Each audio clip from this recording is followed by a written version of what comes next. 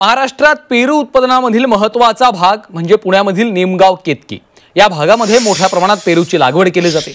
मात्र फळ बागायती करताना असंख्य अडचणींचं सामोरं जावं लागतं।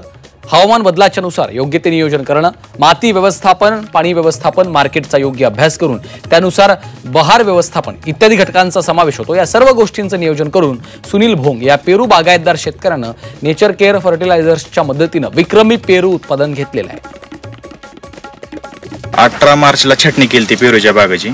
18 मार्चला छटणी केल्यानंतर बेसल डोसमध्ये ग्रीन हार्वेस्ट स्पेशल ते जास्त प्रमाणात वाढवलं आणि बाकीचं इतर रासायनिक जे खत होतं जे DAP सम्राट 1026 वगैरे त्याचं प्रमाण कमी केलं आणि ह्याचं प्रमाण वाढवलं। त्याच्यामुळं झाडाची कॅनोपी, मिलीबगपासून सुटका अशा बऱ्याच प्रकारचं जमीन भुसभुशीत राहणे, मुळीचं कार्य चांगल्या पद्धतीने वाढलं। त्याच्यामुळे चांगला रिझल्ट मिळाला ह्या वर्षी। सगळ्यात जास्त प्रमाण पेरूला मिलीबगचं असतं, त्याच्यापासून जमिनीत कडूपणा राहिला ग्रीन हार्वेस्ट स्पेशल वापरल्यामुळं। मिलीबग फार म्हणजे नसल्यासारखाच आहे।